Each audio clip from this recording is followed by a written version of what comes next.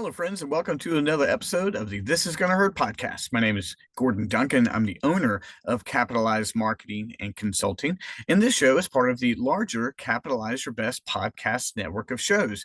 On Monday, of course, we have This Is Gonna Hurt, which is about making a better you. It's a personal development podcast.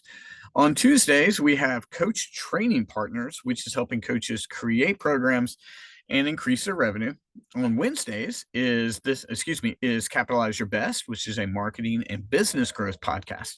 On Thursdays, we don't have a show, but we have a live 11 a.m. Capitalize coaching call in the Capitalize Your Best community. I'll tell you all about that at the end. And then on Fridays, we have a fun pop culture podcast called You're Entitled to Your Opinion. But friends, thanks so much for tuning in. I'm not in the office today, or at least the home studio. I'm actually in the office cubicle. Just time frames and everything are completely messed up. Because I just finished the 24-hour ultra. I want to say thank you. I've been talking about this for a couple of weeks. You guys have supported me by buying books for the Capitalize Your Best Daily Reader to put them in the hands of alternative school students. Please continue to reach out to me to do that. Every $20 donated goes to put a book in the hand of those very much needed students. And I know that we put at least we didn't hit 80, but I know we got somewhere close to half on there, and I really appreciate it. And we're still racing for that. But the goal was that I was going to run a 24-hour race, and I was going to try to run 80 miles for 80 books. Now, in a 24-hour ultra, people ask me, how do you do that? And I'm like, well, you run as many miles as you can in 24 hours. And so you can sleep, you can eat, you can do pretty much what you can set up a grill if you want. But the goal is to run as many miles as you can, and I wanted to run 80. So what I'd like to do is I'd like to recap the ultra and along the way share some lessons I've learned. I will say that I was much better prepared for the 24-hour race than I was for last year's 12-hour race. This year, I had done a lot of training. There were days where I would do 2 half marathons and an 18-miler all in the same week. I was much better about just getting up in the morning and knocking out as little as 7, as much as 18 during the week. And it made a big difference. And I could feel it. I could feel that I had the endurance power in there. Additionally, I leaned on people who had done this before. My friend Carla Alsop is just a famous ultra marathoner in the area. And she sent me this great breakdown of her to-do list and her checklist. Really, really helpful. And so I set out a strategy. Now, my goal was to start in Spotsy County. Now, if you don't know, that's where I live. It's further out from Fredericksburg proper. It's about 13 miles from downtown Fredericksburg. But what I wanted to do was run the first 50K around my home. I was going to run that first 50K just flat through, treat it like a 50K race. Now, 50K is 31 miles. And I just knew in my mind, I was like, if I can run a 5.5 hour, which is a really strong 50K, would have been my second fastest ever. I was like, if I can knock out that and have that as my base, and then by that time it's going to warm it up, I'm going to change clothes, I'm going to put on a different pair of shoes, and then I'm going to head downtown. I'm going to be in great shape. So the goal was within 5.5 hours, I wanted to have 31 miles under my belt. Again, remember, when you hear these numbers, on the front, they come fast. On the back end, they come really, really slow. But I felt great. So changed clothes. I hit it exactly. I was back at the house exactly. I started at 5:30 exactly at 11 o'clock. Everything I wanted, right? So then changed clothes, new shoes, and I head on out. Now, the pathway to getting downtown is not arduous, but it's very hilly. And so I began to make an adjustment there. Now, I knew at this point in time there was going to be no run walking. Run walking would be later stages. Everything I did here was going to be running.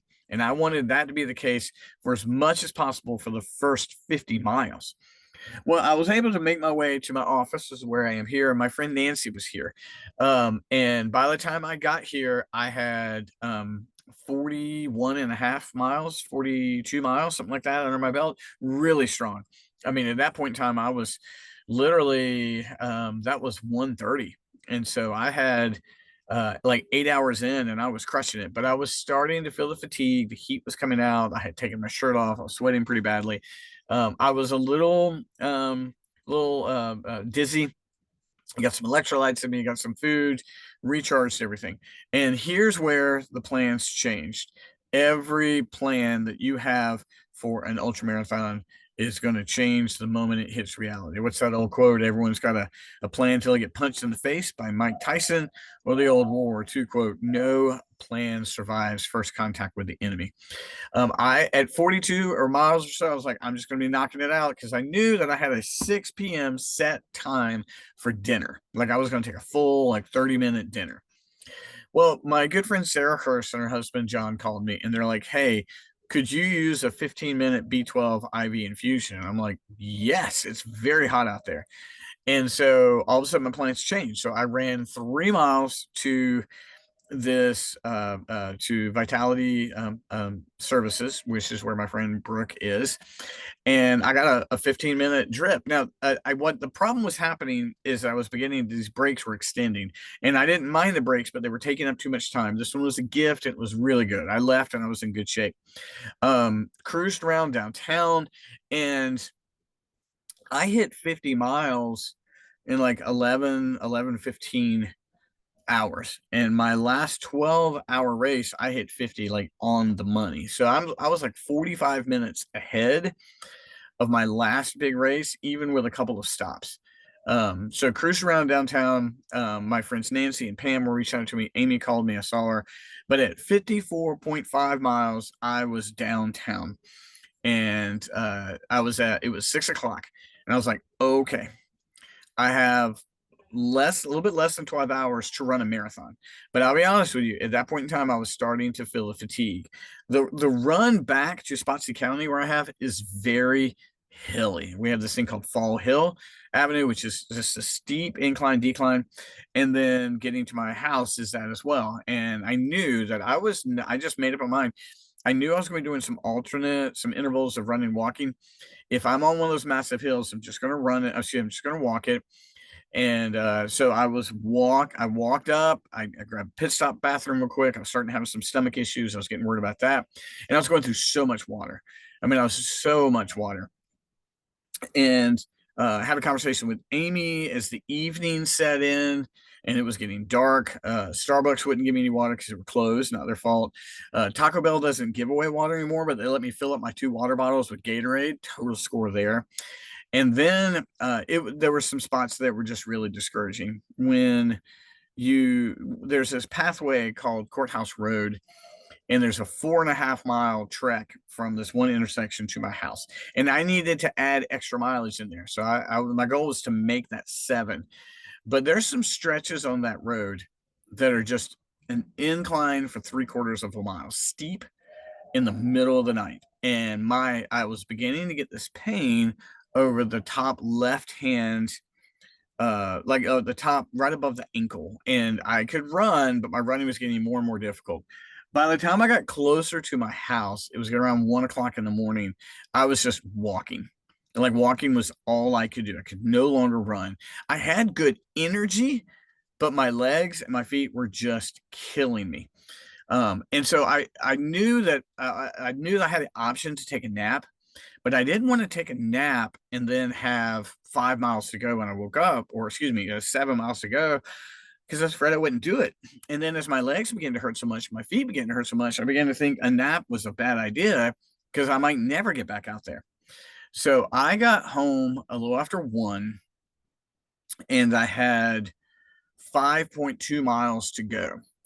And I thought, this is a terrible idea. I cannot nap. So I drank a full cup of coffee, a half a Fireball shot, water, 1 bite of a sandwich. I could not eat. I was severely calorically depleted. I just couldn't eat. It was going to make me sick. And then I headed back out. The challenge is I had a 5.2 mile distance to get to 80, but I could not run. Like running was excruciating. So with the pace I was setting, that meant I had a 2-hour walk ahead of me. This is where things started to get loopy. So I'm in Spotsy County, and I'm getting sleepy. I'm not walking straight. And at one point in time, I thought I saw people standing in the woods. Pretty sure they were not there. I was just kind of hallucinating. I was running, and this guy stopped beside me, rolled down his window and was like, "What the F are you doing? Like, why would he do this?" At this point in time, it's like 3 o'clock in the morning. And I said, "I'm running, just go on." Like, I was annoyed. And he did, thankfully. I don't know what that was about. And so as that continued, I'm like, this is not the safest experience I've ever had. So one of the routes I typically take is this massive parking lot behind the courthouse by the police station. And if you zigzag it, you can get a mile and a half. You go up and down, up and down. And I thought, I'm going to get the majority of this 5.2 there. And so that's what I did. I just stayed in that parking lot. It's kind of boring, but to be honest with you, at that point in time, I was just listening to music and I was having this wonderfully peaceful experience. And it wasn't boring. Like I just felt very calm and peaceful. I was taking it in, like make this moment something that's incredible. And it was just an absolutely spiritual experience. I wound up running 80.2 miles in 22 and a half hours. Wasted a lot of time out there. I mean, the rest wasn't always, I mean, I think the max I could have gotten was maybe 83, but I don't think I'm built yet for a 100 miler. I'm gonna have to train differently if I want to do that. Um, I had two hecklers, a bunch of people supportive, Nancy, Amy, Sarah, John, Pam, all of you who bought books. What did I eat and drink? Well, a lot of water, electrolytes, coffee. I had one beer, needed the sugar. Oh, it tasted so good. A half a Fireball shot. That was it. I think a Propel water. I mean, a lot of water, a lot of electrolytes, a lot of coffee, um, and one beer. And that was pretty much what. Now, what did I eat? I ate a lot of peanut butter and jelly sandwiches. I ate a lot of I ate a couple of those big protein cookies, which I really, really like. My friend Pam Cooper introduced me to those. Gummies. I don't like gummy chewies, but they're good. They're good energy hits. I ate a Slim Jim at one point in time. And then just anything I could to get calories. I mean, but that was the majority of what I subsisted off of. The protein cookies were just really, really big. Goo, and a one of those nutrition energy waffles that I bought at Lucky Road. And so that was what I ate, and the stomach was not happy. Now, here's some of the stats: 22 and a half hours. I woke up, tried to get a little bit more at the end. The legs would not do it.